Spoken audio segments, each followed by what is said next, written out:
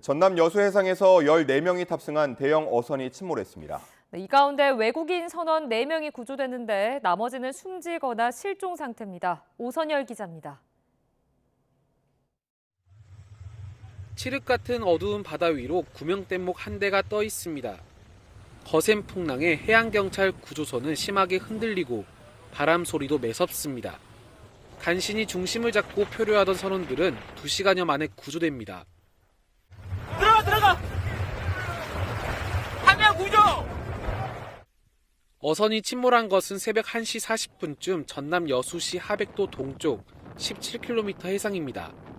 배가 갑자기 레이더에서 사라지자 함께 이동하던 같은 선단의 어선이 해경에 신고했습니다. 해양경찰은 사고 선박이 조난 신호를 보낼 틈도 없이 급격히 기울어 침몰한 것으로 추정하고 있습니다. 부산에서 출발해 전남 신안 흑산도로 이동하던 어선엔 선원 14명이 탑승한 거로 파악됐습니다. 외국인 선원 4명은 구조됐지만 66살 한국인 선장 등 10명은 숨지거나 실종됐습니다. 구명조끼 입을 틈도 없이 바다로 입수해 구조된 생존자들은 강한 파도와 바람에 배가 전복됐다고 진술했습니다. 표류 물체가 흘러가는 추정점을 저희가 예측할 수가 있는데요.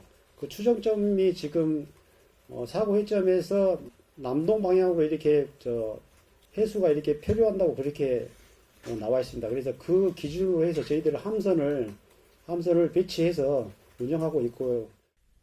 해양경찰은 남은 실종자를 찾기 위해 바다에 가라앉은 선체 위치를 추적하고 해군과 함께 야간 수색도 진행하고 있습니다. YTN 오선일입니다. 사고 현장에는 초속 12m가 넘는 강한 바람과 너울성 파도가 반복했습니다. 이 때문에 뒤집힌 배의 위치를 파악하는 데만 10시간이 넘게 걸렸고 실종자에 대한 수색 작업도 큰 어려움을 겪고 있습니다. 이어서 이윤재 기자가 전해드립니다. 사고 당시 바다에는 초속 12에서 14m에 이르는 강한 바람이 불었습니다. 특히 수심 80m 정도인 사고 해역은 예측하기 어려운 소규모 돌풍이 자주 부는 것으로 알려졌습니다. 이 때문에 사고호선은 조난 신고조차 하지 못할 정도로 갑자기 좌초된 것으로 보입니다. 강한 바람과 높은 파도는 실종자 수색에 나선 해경 구조정마저 뒤집을 정도였습니다. 거문도 인근 해역이 지금 돌풍성 기상 때문에 저희들이 마지막까지 확인한 게 10에서 12, 지금도 너울성 파도가 2.5 정도 이렇게. 최악의 바다 상황에 뒤집힌 배의 정확한 위치를 찾는 데만 14시간이 넘게 걸렸습니다. 구조된 외국인 선원은 전복 당시 선 내에 3명이 남아 있었다고 진술했지만 주간 수중 수색은 시도조차 못한 겁니다. 면서 한쪽으로 기울는 것 같아서 조타실에 올라오니까 배가 갑자기 왼쪽 편으로 해서 기울어가지고 전복됐다. 그래서 뛰어내렸고, 그리고 자기들이 뛰어내릴 때 본선 조타실에 3명이 있었다, 선내에. 실종자 가족은 혹한의 날씨에 차디찬 바다에 있을 가족 생각에 말을 잇지 못했습니다. 저는 새벽 3시 반쯤 알았습니다. 좀 잠도 제대로 못 이루셨을 것 같은데. 해경은 경비함정과 해군함정, 또 항공기 10여 대를 이용해 사고 현장 주변 수색을 이어갈 예정입니다. YTN 이윤재입니다. 이번 주 윤석열 대통령의 탄핵 심판에 이상민 전 행안부 장관과 신원식 국가안보실장 등 8명의 증인이 출석합니다. 증인 신문 일정은 이번 주까지만 잡혀 있는데 이번 달 안에 탄핵 심판 절차가 마무리될 가능성도 거론됩니다. 신지원 기자가 보도합니다.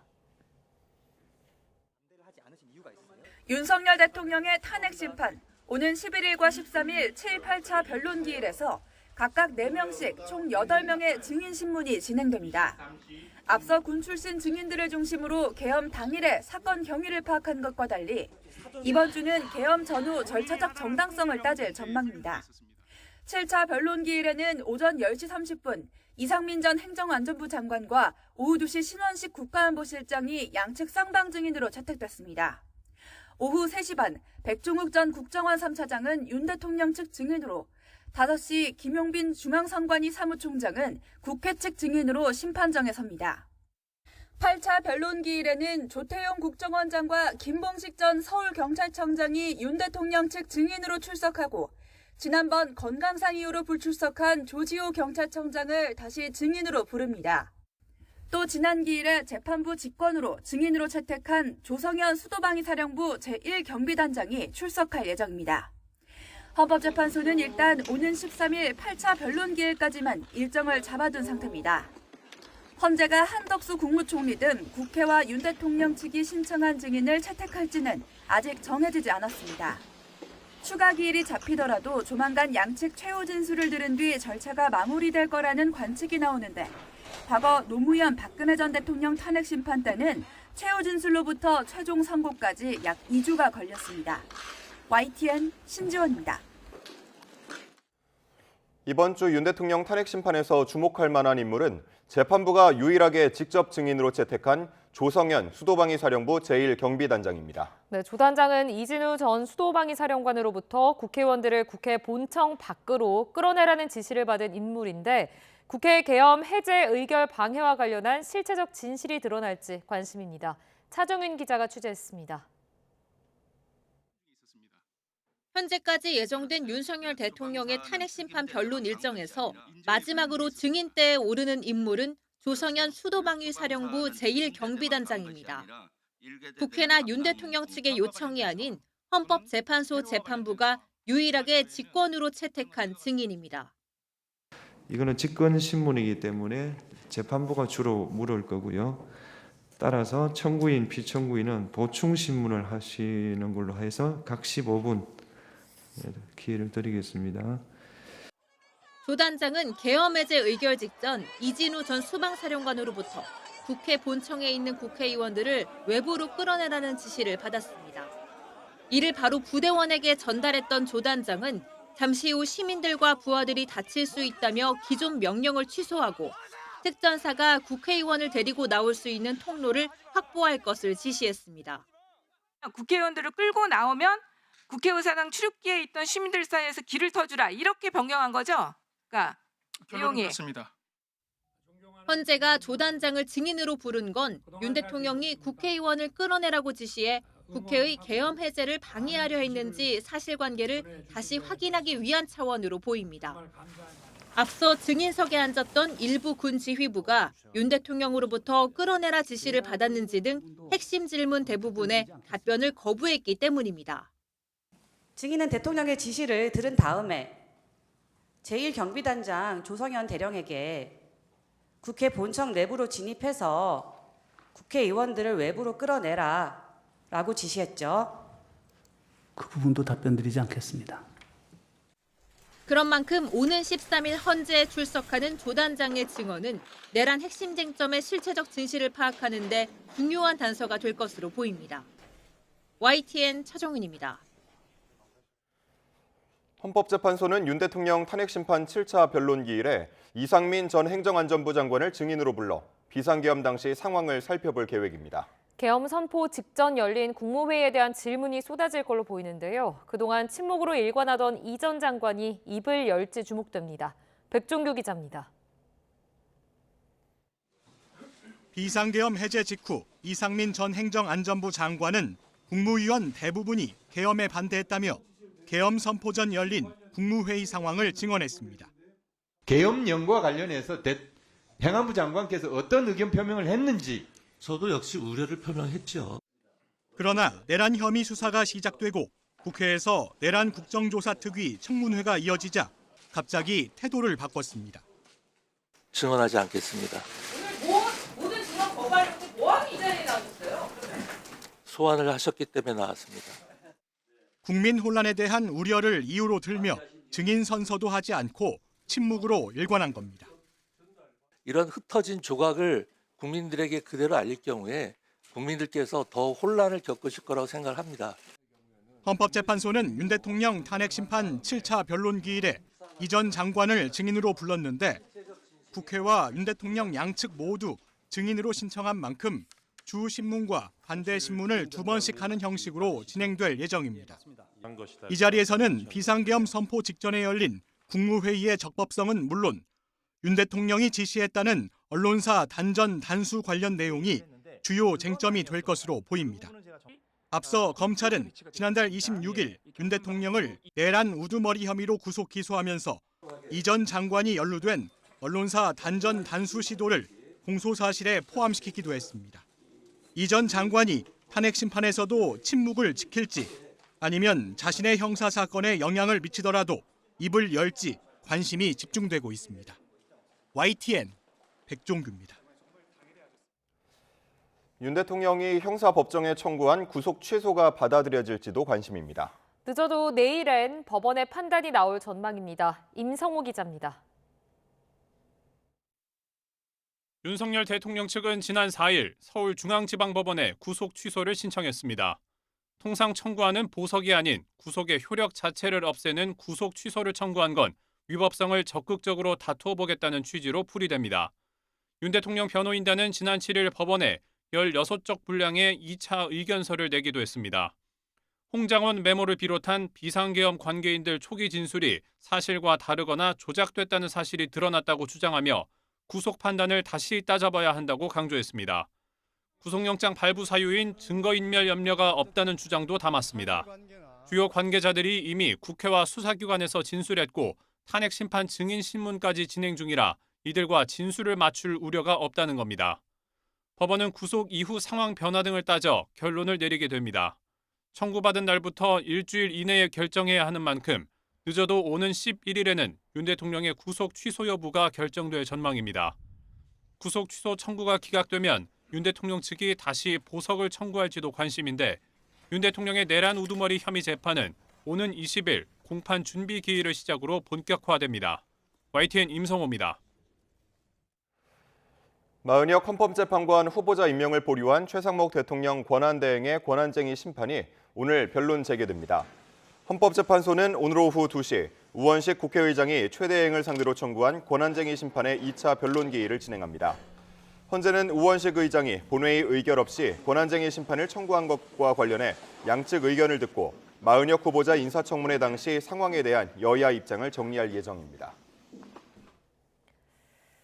미국의 10% 관세 부과에 대해 중국이 오늘부터 보복 관세를 부과하기 시작했지만 미국 정부는 아직 특별한 반응을 보이지 않고 있습니다. 트럼프 미 대통령과 시진핑 중국 주석 간의 통화가 아직 진행되지 않은 가운데 트럼프 대통령은 지난 4일 시 주석과의 통화를 서두르지 않겠다며 적절한 때에 이뤄질 것이라고 말한 바 있습니다.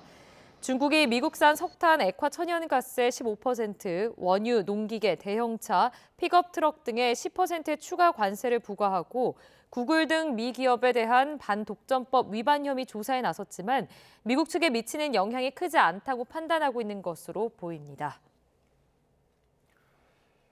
도널드 트럼프 미국 대통령과 이시바 시게루 일본 총리의 첫 정상회담 결과를 놓고 일본 언론들은 일단 대체로 안도하는 분위기입니다. 추가적인 방위비 증액 등 무리한 요구는 없었지만 트럼프 대통령이 대일 적자를 언급한 만큼 추후 압박 가능성은 언제든 있다고 강조했습니다. 도쿄에서 김세호 특파원의 보도입니다. 이시바 총리는 트럼프 대통령과의 첫 정상회담에서 미일 동맹의 기본 원칙을 확인했다고 평가했습니다.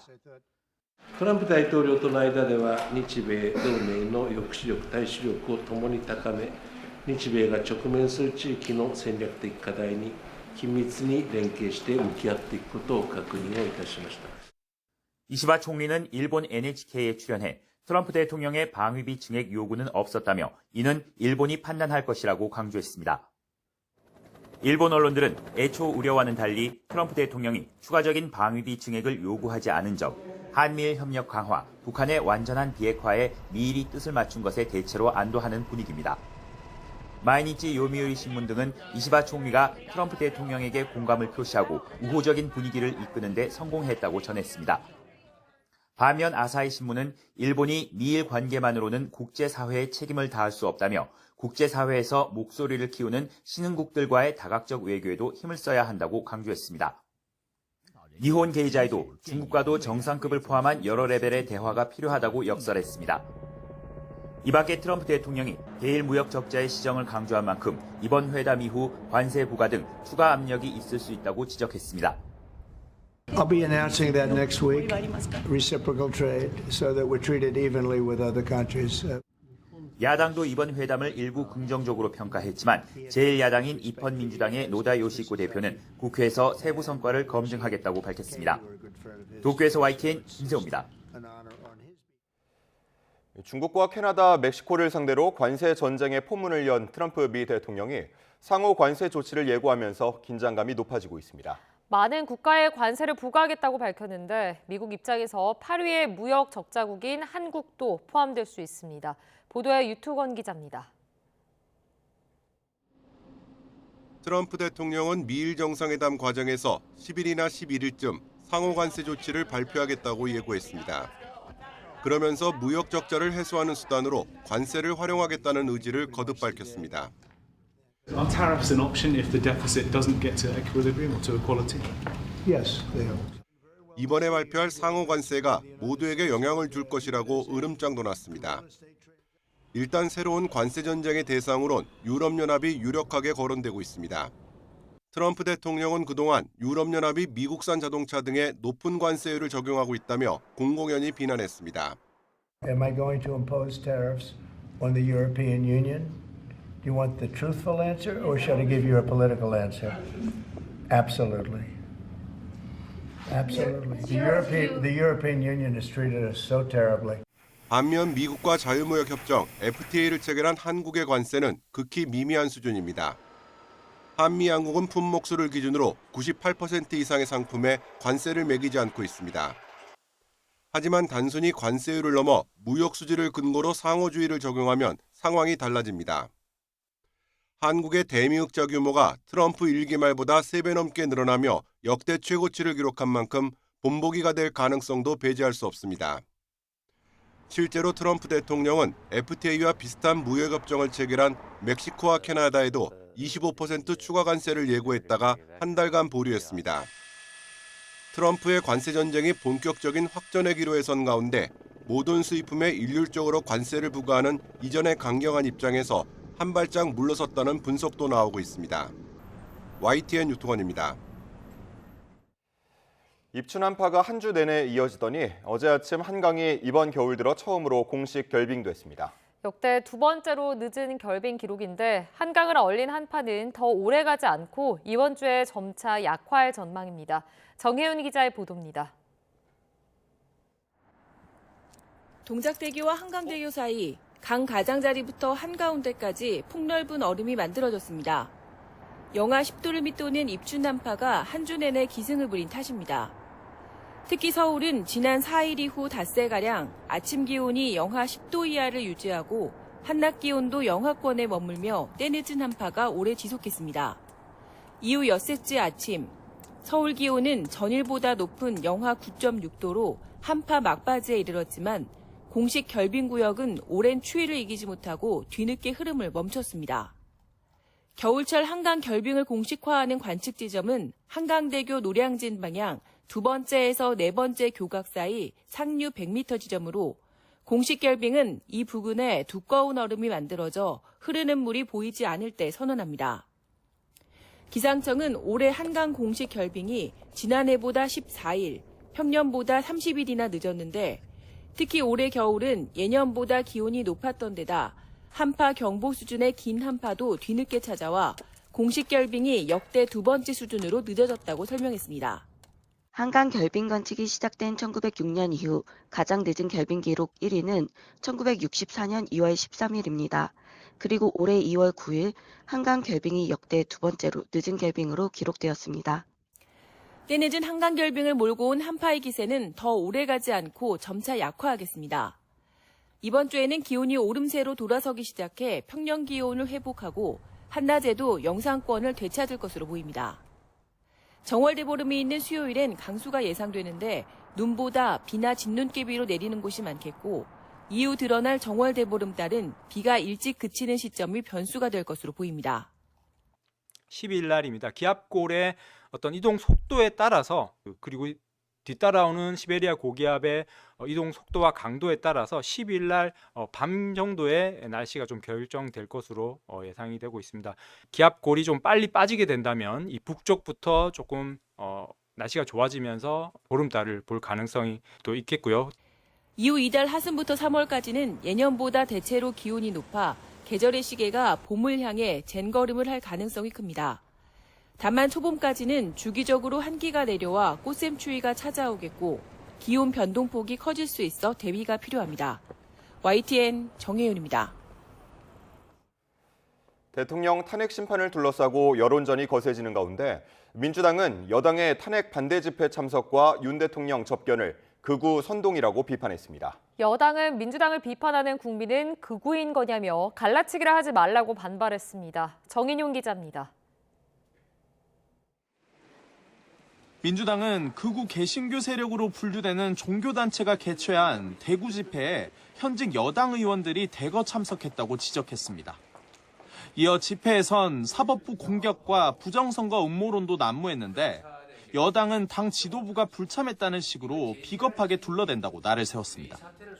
국민의힘 김기현, 추경호 의원 등 원조 친윤계의 대통령 접견 예고를 두고도 이전 메시지를 보면 극우 선동을 위한 것이라고 깎아내렸습니다. 우리 당도 똘똘 뭉쳐달라는 그게 무슨 말이겠습니까? 정말 극소수에 불과한 극우 생각을 가지신 분들을 선동하기 위한 거 아닙니까? 민주당은 또 김용현 전 장관 변호사가 이진우 전 수방사령관과 여인영 전 방첩사령관을 수차례 접견한 사실에 옥중 전략회의라도 여는 거냐며 회유나 입막음을 밝혀야 한다고 공세를 폈습니다. 반면 국민의힘은 민주당을 비판하면 내란 선동이고 민주당을 비판하는 국민은 극우냐고 따져 물었습니다. 탄핵 반대 집회 참여자가 대폭 늘어나자 국민 갈라치기를 하는 거라면서 국민을 악마화한다고 질타했습니다. 국민을 대상으로 고소, 고발과 수사를 운운하며 겁박하고 국민을 억압할수록 민주당을 향한 국민의 분노는 더 커질 것입니다. 헌법재판소 비판도 이어갔는데 김기현 의원은 짧은 증인신문 시간과 윤 대통령 반대 신문권 제한 등을 문제 삼으며 헌재가 사법살인을 하고 있다고 주장했습니다. 윤상현 의원도 홍장원 전 국정원 1차장과 곽종근 전 특전사령관의 진술이 달라졌다며 위증 고발은 물론 증인 매수 의혹을 받는 민주당 김병주, 박선원 의원의 법적 책임도 물어야 한다고 목소리를 높였습니다. 탄핵 찬반 집회와 대통령 탄핵 심판 증인 진술의 진위 공방까지 국민 여론이 탄핵 심판에 일정 부분 영향을 줄 수밖에 없다는 판단 탓인지 정치권의 장외 여론전이 헌재 법정 공방보다 더 치열해지고 있습니다. YTN 정인용입니다. 국민의힘 김기현 전 대표와 추경호 전 원내대표 등 친윤계 의원들이 오늘 서울구치소를 찾아 윤 대통령을 접견합니다. 이철규, 박성민, 점정식 의원도 함께 가는 것으로 알려졌습니다. 윤 대통령은 오늘 이후 정치인 접견을 최소화할 것으로 알려졌습니다. 더불어민주당 이재명 대표는 오늘 회복과 성장을 주제로 교섭단체 대표 연설에 나섭니다. 이 대표는 연설에서 튼튼한 사회 안전망을 위해 신성장 동력 창출이 필요하다며 AI와 바이오, 콘텐츠 산업 등의 국가적 지원과 육성 정책을 강조할 전망입니다. 이어 기후 위기를 한반도의 기회로 삼는 국가 균형 발전 정책을 제안하고 국가적 지원을 주장할 예정인데 추경 편성 언급도 있을 것으로 보입니다. 도널드 트럼프 미국 대통령이 전쟁을 끝내기 위해 블라디미르 푸틴 러시아 대통령과 통화했다고 공개했습니다. 백악관은 이번 주에 종전 관련 세부 논의에 들어갈 예정이라며 그동안 우크라이나에 들어간 지원금도 회수할 것이라고 밝혔습니다. 신웅진 기자의 보도입니다. 트럼프 미국 대통령은 지난 7일 미국 일간지 뉴욕 포스트와의 단독 인터뷰에서 푸틴 러시아 대통령과 직접 통화했다고 말했습니다. 트럼프는 푸틴이 사람들의 죽음을 보고 싶어 하지 않는다며 전쟁을 끝낼 구체적인 계획이 있다고 주장했습니다. 그러면서 우크라이나 전쟁 발발 당시 자신이 대통령이었다면 전쟁은 없었을 것이라면서 전임 대통령 조 바이든에게 책임을 돌렸습니다. 트럼프는 인터뷰 때 곁에 있던 마이크 왈츠 국가안보 보좌관에게 푸틴과의 정상회담을 추진하자며 그들이 만나고 싶어 한다고 덧붙였습니다. Well, I'm not going to get ahead of the president, and there are certainly a lot of sensitive conversations going on. We will have our Secretary of State, our Secretary of Defense, our Vice President, our Special Envoy in Europe this week, talking through the details of how to end this war, and that means getting both sides of the table. 이번 주에 한다는 논의는 오는 14일 JD 벤스 부통령 등이 참석하는 위넨 안보회의를 지칭하는 것으로 보입니다. 백악관은 그동안 우크라이나에 투입한 지원금 회수도 다룬다고 밝혔습니다. We need to recoup those costs, and that is going to be a partnership with the Ukrainians in terms of their rare earths, their natural resources, and their oil and gas, and also buying ours. 크렘린궁은 양국 정상 간의 통화에 관한 타스 통신의 질문에 확인도 부인도 할 수 없다고 답했습니다. 드미트리 페스코프 대변인은 현재 미국 정부의 업무가 진행되면서 다양한 채널에서 여러 소통이 이루어지고 있다며 말을 아꼈습니다. YTN 신홍진입니다.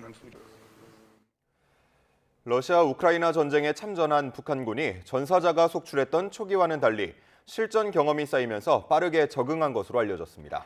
여기다 러시아로부터 군사기술 이전까지 받으면서 북한군이 이번 전쟁을 통해 한 차원 진화하고 있다는 분석이 나옵니다. 김선중 기자의 보도입니다. 러시아의 쿠르스크 지역에서 포착된 북한군 병사의 모습입니다. 우크라이나군의 무인기, 드론을 발견하고 당황한 기색이 역력합니다. 실전 경험이 부족한 북한군은 참전 초기 우크라이나의 드론과 미사일 공격에 속수무책으로 노출되면서 부대 전체가 전멸당하는 일도 비일비재했던 것으로 전해졌습니다. 낯선 지형과 전투 방식에 5,000명 가까이 전사했다는 보도도 나옵니다. 누구랑 싸운다고 했어? 훈련을 실전처럼 해본다고 했어요. 하지만 부대를 2-3명 단위의 소규모로 나누고 디지털 장비를 활용한 전투에 익숙해지면서 드론 공격에 빠르게 적응한 것으로 알려졌습니다. 우크라이나군 대변인은 미국 매체와의 인터뷰에서 북한군이 고도로 숙달된 전투 능력으로 놀랍도록 많은 수의 드론을 격추했다라고 증언했습니다. 무기 성능도 크게 좋아졌습니다. 로이터 통신은 러시아가 사용하는 북한의 탄도미사일 정확도가 1에서 3km의 초보적인 수준에서 최근 몇 주 동안에는 50에서 100m까지 향상됐다고 보도했습니다. 북한이 실전에서 미사일 기술을 시험하며 성능을 개선하고 있는 것으로 보인다며 러시아 기술의 항법 시스템이나 조향 장치가 장착됐을 가능성을 제기했습니다. And in return, of course, what is Kim Jong-un after? A simple matter of food and missile tech, possibly nuclear tech, and that is a relatively easy give for the Russians. 북한군이 쿠르스크 주둔지에서 철수했다는 분석이 나오는 가운데 새로운 전략을 수립한 뒤 투입되거나 아예 추가 파병 가능성까지 거론되면서 우크라이나 전쟁은 또 다른 국면을 맞을 수 있다는 관측도 나옵니다. YTN 김선중입니다. 연애 관계를 가장하며 돈을 뜯어내는 로맨스 스캠 범죄가 끊이지 않고 있습니다. 최근에는 투자를 대신해준다며 돈을 받아 챙기는 등 수법이 교묘해져 더욱 주의가 필요해 보입니다. 임혜진 기자입니다. A씨는 얼마 전 자신을 재벌 3세라고 소개한 남성과 교제를 시작했습니다. 이 남성은 자신이 투자 전문가라며 돈을 많이 벌게 해줄 테니 코인에 투자하라고 권했습니다. 대표 이사이다. 진짜 재벌이다. 이러면서 자기 전문 코인 주식 트레이더인데 나랑 놀면은 나랑 사귀면은 1억 만들어줄 수 있다. 대신 투자해준다는 말에 A씨는 고등학생 때부터 모은 돈과 부모님이 넣어준 적금까지 1,900만 원을 남성에게 건넸습니다. 남성은 대신 코인 거래를 해주기 위해 필요하다며 A씨 명의 휴대전화를 개통하게 하고 유심을 받아갔습니다. 또 차 사고가 났다거나 어머니가 편찮으시다는 등의 이유로 여러 차례 돈을 빌리기도 했습니다. 투자금을 돌려달라는 요구에는 해외 거래라 시간이 걸린다고 핑계를 대고 수수료를 내야 한다며 추가로 수백만 원을 요구했습니다. A씨는 수수료 명목으로 600만 원을 건넸지만 이후 남성은 연락을 끊었습니다. 계속 의심하지 말라고 하고 막 돈 벌써 막 주고 나서 한 하루 이틀 뒤에 막 자기 벌써 1,400만 원인가 벌었다 이러면서 약간 안심시켜주면서. 그런데 알고 보니 이 남성에게 피해를 당한 사람이 또 있었습니다. 대부분 A씨처럼 20대 여성이었고 한국어가 서툰 외국인도 있었는데 이들은 사기 혐의로 남성을 경찰에 고소했습니다. A씨의 경우처럼 연애 빙자 사기, 로맨스 스캠 피해 사례가 잇따르는 가운데 경찰이 통계를 집계하기 시작한 지난해 2월부터 12월까지 신고 건수는 1,265건, 피해 규모는 675억 원에 달합니다. 그루밍 작업을 하는 거고 듣고 싶어 하는 얘기들을 해주는 거죠, 그 사람들이. 이 사람 너 굉장히 예쁘고 너 정말 너 괜찮고 너 대단하고 너 뭐 정말 좋은 사람이고 그래서 뭐 어쨌든 기술자들인 거잖아요, 로맨스 스캠을 하는 사람들이. 전문가들은 왜곡된 시선이 두려워 피해를 드러내지 못하는 경우도 많을 거라며 심리를 조종하는 범죄 특성상 누구나 피해를 볼 수 있는 만큼 피해자들을 비난하는 행위도 삼가야 한다고 당부했습니다. YTN 임혜진입니다. 한 줄 뉴스입니다. 국토교통부는 올해 하반기부터 차주의 상환 능력을 반영해 주택도시보증공사 전세대출의 보증 한도를 산정하기로 하는 등 전세대출 규모 축소에 나섭니다. 시중은행보다 상대적으로 높은 금리를 쳐주던 저축은행과 인터넷 전문은행 금리가 연 2%대로 하락하고 있습니다. 예적금 금리가 빠르게 떨어지면서 연 9%대 적금 효과를 내세운 청년 도약 계좌 신청이 17만 명으로 한 달 전보다 5배 넘게 폭증하고 있습니다. 금융당국이 국내 최저 보수, 국내 최초 출시 등 ETF 허위 과장 광고의 수정 삭제 등의 시정 조치를 요청했습니다. 중소벤처기업부는 오는 17일부터 최대 30만 원을 지원받을 수 있는 소상공인 배달 택배비 지원 사업 신청을 받습니다. 모레 정월 대보름을 앞두고 국산 오곡과 불엄을 전통시장에서 구매하는 비용이 지난해보다 6.2% 오른 것으로 조사됐습니다. 통계청 국가통계 포털을 보면 지난해 한방약 소비자 물가지수는 124.63으로 한 해 전보다 10.5% 급등해 역대 최대폭을 나타냈습니다. 개 식용 종식법이 시행된 지 반년 만에 전체 개 사육 농장 10곳 중 4곳이 문을 닫은 것으로 나타났습니다. 지금까지 한 줄 뉴스였습니다. 전공의 집단 사직 이후 수도권에서도 의사 구하기가 어렵지만 비수도권은 상황이 더 심각합니다. 네, 강원 속초의료원은 전문의 부족으로 응급실을 또 단축 운영하면서 의료 공백 우려가 커지고 있습니다. 송세욱 기자입니다. 강원 설악권 주민들의 응급의료를 책임지는 속초의료원 응급실입니다. 한낮인데도 이렇게 문이 굳게 닫혀 있습니다. 최근 전문의 5명 중 2명이 퇴사하면서 운영이 중단된 겁니다. 이달 열흘 동안은 아예 문을 닫고 사흘은 야간에만 운영됩니다. 지난해에 이어 올해도 전문의 부족으로 응급실 운영이 중단되자 주민들은 불안감을 감추지 못합니다. 순간적으로 좀 뭐 응급 이런 부분이 있을 때 왔을 때 여기 응급 자체가 안 된다 그러면 불안하죠. 속초의료원은 4억 원대 연봉 조건으로 4차례 채용 공고를 냈지만 지원자는 한 명도 없었습니다.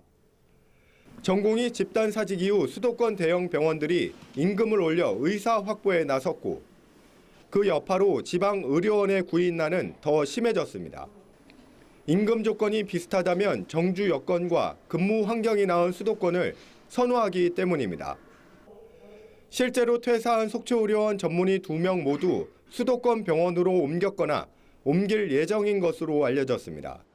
협진을 할 수 있는 그런 의료진들이 튼튼하지 않다 보니까 이제 리스크도 커지고 임금도 그렇게 또 차이도 없고. 다른 비수도권 의료원들도 의료진 유출 우려에 전전긍긍하고 있습니다. 의료계는 임금보다 열악한 근무 환경과 의료 사고가 났을 때 의사의 법적 책임 부담이 더 큰 문제라고 지적합니다. 의정 갈등이 길어지면서 지방 의료 공백은 더 커지고 결국 그 피해는 고스란히 환자들에게 돌아가고 있습니다. YTN 송세혁입니다. 최근 시공사 부도로 강원도 춘천의 한 아파트 단지 공사가 중단됐고 입주 예정자들은 빚만 떠안게 됐다는 보도를 해드렸습니다. 네, 주택도시보증공사와 금융기관, 시행사 모두 책임을 피하면서 주민들이 집단 소송을 제기했습니다. 홍성욱 기자가 취재했습니다. 시공사 부도로 공사가 중단된 아파트. 공정률은 70%대에 멈췄습니다. 318세대 입주 예정 주민은 주택도시보증공사 임대보증보험을 믿었습니다. 계약자들이 낸 계약금과 중도금은 385억 원. 모두 보증공사 계좌에 예치돼 있어야 하지만 실제로 계좌에 입금된 돈은 78억 원에 불과했습니다. 시행사가 공사 대금이 모자란다며 나머지 돈을 공사비로 모두 사용한 겁니다. 보증금이 입금되지 않았지만 시행사와 대출을 해준 은행, 보증공사 모두 3년 동안 이 같은 사실을 주민들에게 알리지 않았습니다. 시온떡원 새마을금고 허그. 그들은 우리에게 문을 닫아버렸습니다. 책임을 회피하며 서로에게 잘못을 미루고 있습니다. 피해 주민들이 집단 소송을 제기했습니다. 주택도시보증공사와 시행사, 금융기관을 상대로 손해배상 민사소송을 청구하고 대출을 실행한 금융기관에는 채무부존재 소송도 함께 제기했습니다. 임차인을 모집하여 서민의 피를 빨아 사익을 채운 시온토건과 새마을금고. 수백 명의 피해자와 수백억 원의 전세 사기 피해를 만들어낸 허그. 민형사상 소송을 통해 그들의 죄가 소상히 밝혀지길 간절히 바랍니다. 개인과 기업 간 채권 채무에 관한 문제라 개입을 고심하던 춘천시도 적극 지원을 약속했습니다. 행정에서 선제적으로 조치할 수 있는 부분은 조치를 하고 또 법률적으로 지원할 수 있는 부분은 지원을 하려고 지금 찾고 있습니다. 집 없이 월세로 떠돌며 은행빚만 떠안게 된 주민들. 새 아파트는 고사하고 보증금만이라도 돌려받길 간절히 바라고 있습니다. YTN 홍성욱입니다. 직장인 3명 가운데 1명은 직장 내 괴롭힘을 겪어본 적이 있다는 설문조사 결과가 나왔습니다. 시민단체 직장갑질 119는 지난해 12월 전국의 19세 이상 직장인 1000명을 대상으로 한 해 동안 직장 내 괴롭힘 경험을 물은 결과 응답자의 35.9%가 경험한 적 있다고 답했다고 밝혔습니다. 이 가운데 정규직보다는 비정규직이, 사무직보다는 비사무직이 직장 내 괴롭힘에 더 많이 노출된 것으로 나타났습니다. 연금 개혁이 지연되는 가운데 저출생 고령화에 따른 국민연금 가입자 감소가 이어지고 있습니다. 국민연금공단의 최신 국민연금 통계인 지난해 10월 기준 공표 통계를 보면 지난해 10월 말 기준 국민연금의 전체 가입자 수는 2,181만 2,216명으로 나타났습니다. 지난 2023년 말과 비교하면 57만 명 이상 줄어들어 2년 연속 전체 가입자 수가 감소할 것으로 보입니다. 올해 서울에서 혼인신고를 한 부부는 오는 10월부터 현금이나 포인트로 100만 원을 받게 될 것으로 보입니다. 서울시는 올해 혼인신고를 한 부부에게 결혼살림 장만비 명목으로 100만 원을 지급하는 방안을 실시하기 위해 보건복지부와 협의에 들어갔다고 밝혔습니다. 지급 대상은 우선 2025년 기준 중위소득 150%인 2인 기준 589만 원 이하이면서 올해 1월 1일 이후 서울에서 혼인신고를 한 부부입니다. 오늘 출근길도 강추위는 계속되겠습니다. 현재 서울 기온은 영하 6.4도로 예년보다 2도 이상 기온이 낮은데요. 일주일 이상 이어지는 한파 속에 어제는 공식적인 한강 결빙이 관측되기도 했습니다. 다행히 내일 낮부터는 기온이 오름세를 보이면서 앞으로 차츰 추위가 누그러지겠습니다. 현재 중부 내륙과 경북 북부를 중심으로는 한파 경보가 발령 중입니다. 현재 기온을 보면 서울이 영하 6.4도고요. 춘천은 영하 11도를 보이고 있습니다. 한낮에도 기온은 서울이 2도, 청주 3도, 대구는 5도에 머물겠고요. 찬바람이 불며 체감 온도는 3도 정도 더 낮겠습니다. 추위 속 곳곳으로 눈도 내려서 출근길 미끄럼 사고를 조심하셔야겠습니다. 오전까지 서울 등 내륙 지역은 눈 날림 정도만 예상되지만 서해안 지역에는 최고 5cm의 눈이 내려 쌓이겠고요. 경기 남부와 충청 내륙, 호남에도 1cm 안팎이 예상됩니다. 반면 동해안 지역은 대기가 매우 건조합니다. 오늘 해안가에서는 바람도 강하게 부는 만큼 불이 나지 않도록 조심하셔야겠습니다. 날씨였습니다. 이상으로 뉴스타트 1부 마칩니다. 잠시 후 2부가 이어집니다. 함께해 주신 여러분 고맙습니다.